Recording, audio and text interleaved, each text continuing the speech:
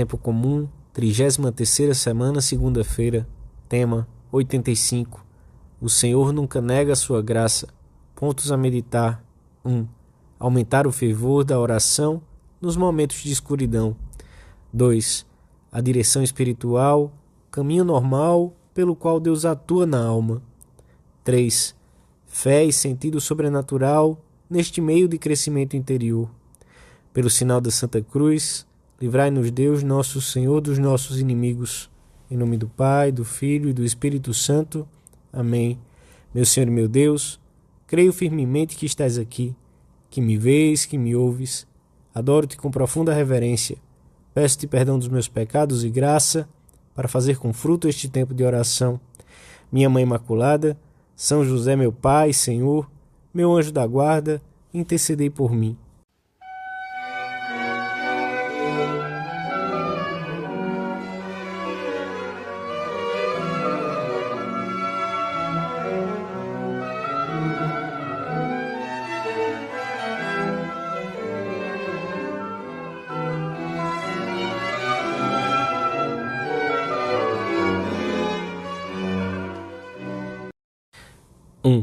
E sucedeu, lemos no Evangelho da Missa, que aproximando-se ele de Jericó, estava sentado à borda da estrada um cego pedindo esmola.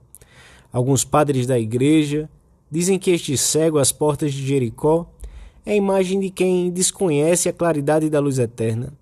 De vez em quando, a alma pode sofrer momentos de cegueira e escuridão. O caminho claro que um dia vislumbrou pode perder os seus contornos e aquilo que antes era luz e alegria pode transformar-se em trevas e numa certa tristeza que pesa sobre o coração.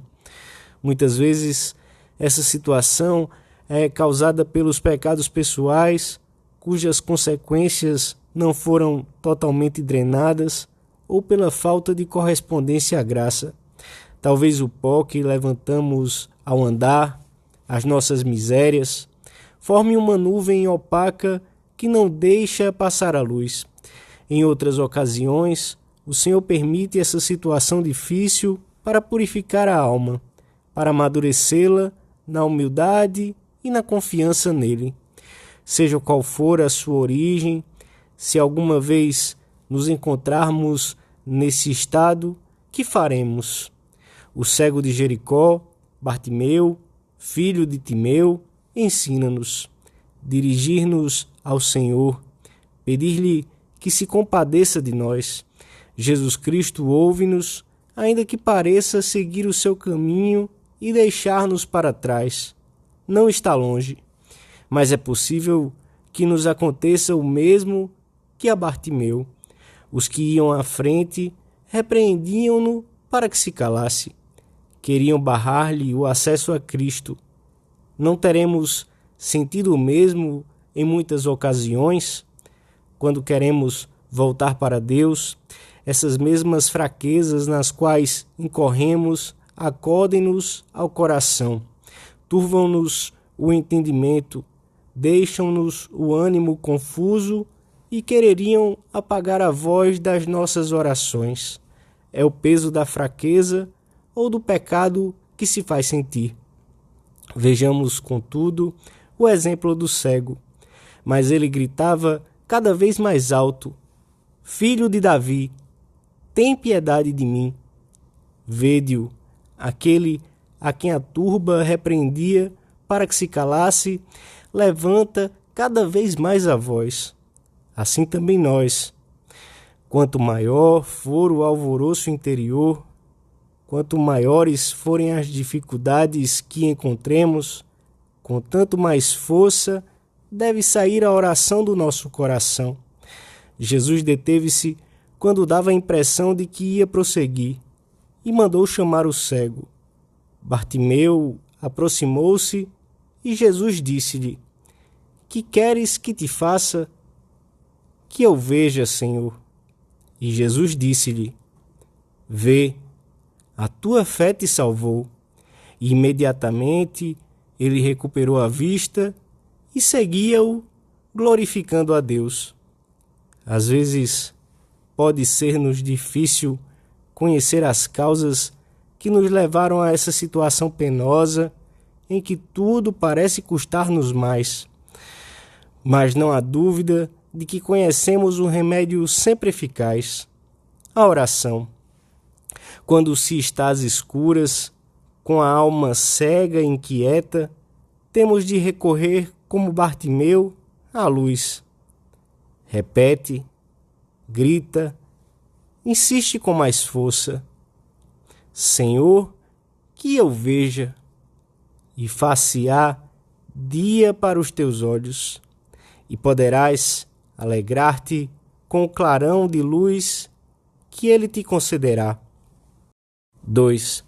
Jesus, Senhor de todas as coisas, podia curar os doentes, podia realizar qualquer milagre da maneira que julgasse mais oportuna. Curou alguns com uma só frase, com um simples gesto, à distância.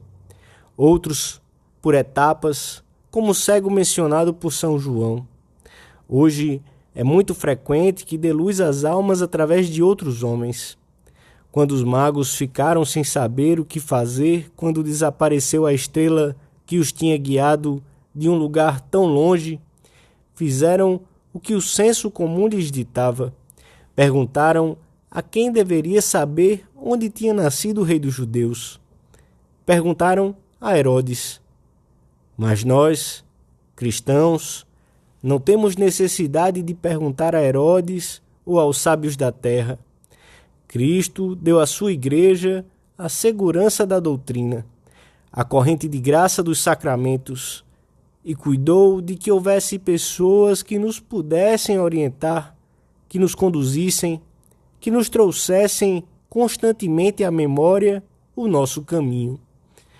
Por isso, se porventura o Senhor permite que fiquemos às escuras, mesmo em coisas de pormenor, se sentimos que a nossa fé não é firme, recorramos ao bom pastor, aquele que, dando a vida pelos outros, quer ser, na palavra e na conduta, uma alma enamorada, talvez um pecador também, mas que confia sempre no perdão e na misericórdia de Cristo.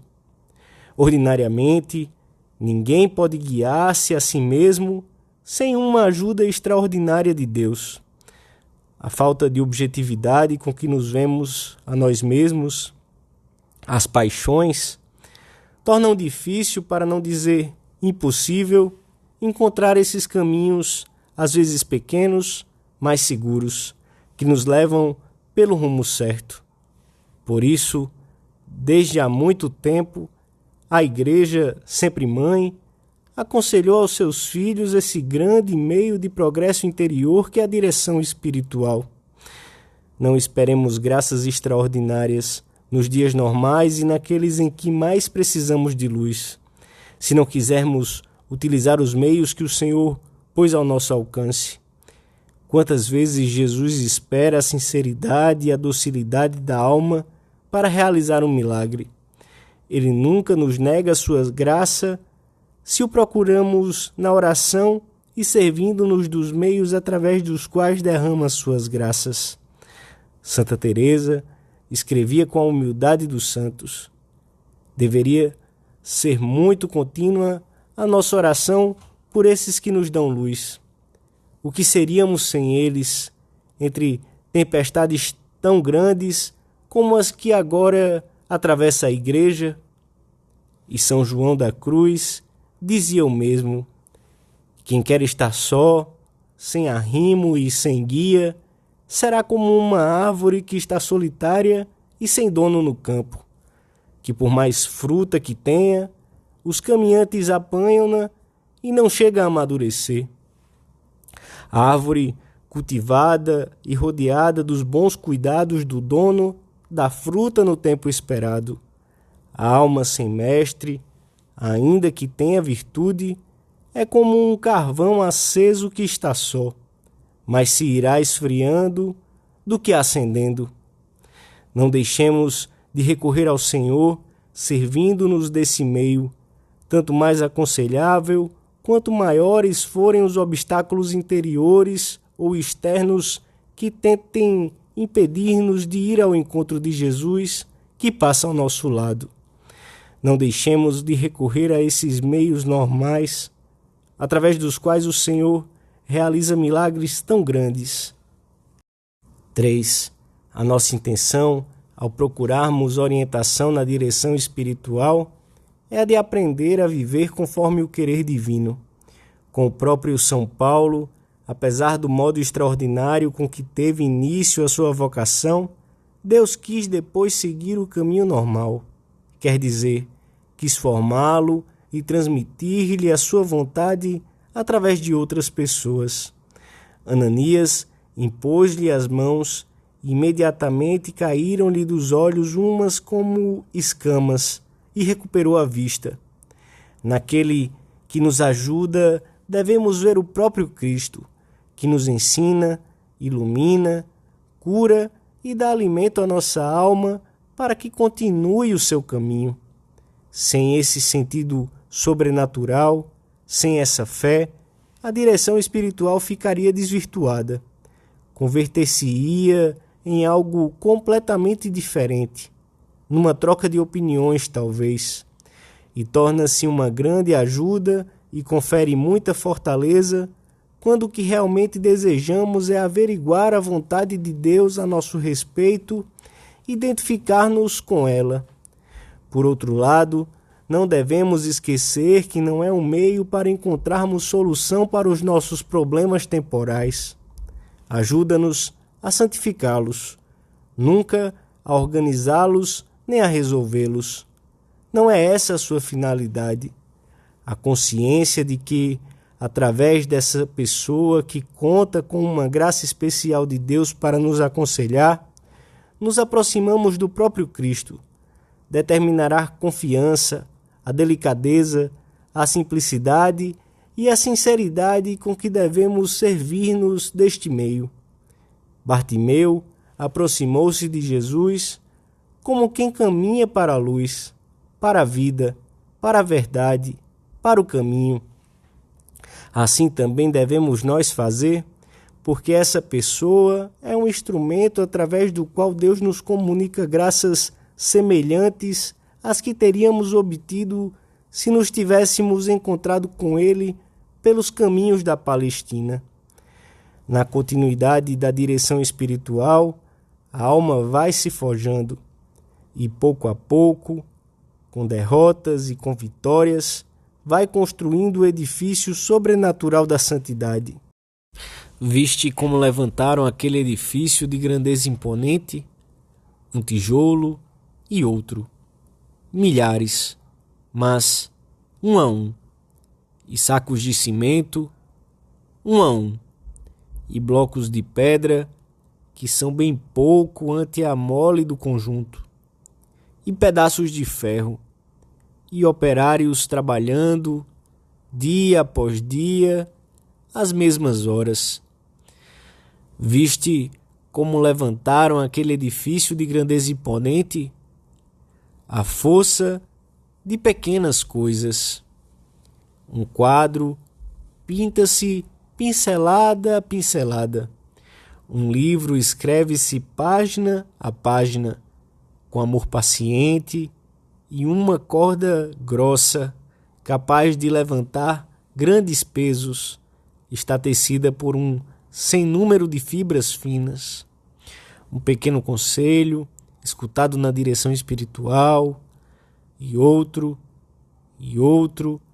que depois pomos em prática com humilde docilidade, serão esses pequenos tijolos que erguerão o edifício da nossa santidade. Se vivermos bem a direção espiritual, sentir-nos-emos como Bartimeu, que passou a seguir Jesus, glorificando a Deus, cheio de alegria. Dou-te graças, meu Deus, pelos bons propósitos, afetos e inspirações que me comunicaste nesta meditação. Peço-te ajuda para os pôr em prática. Minha Mãe Imaculada, São José, meu Pai, Senhor, meu anjo da guarda, intercedei por mim.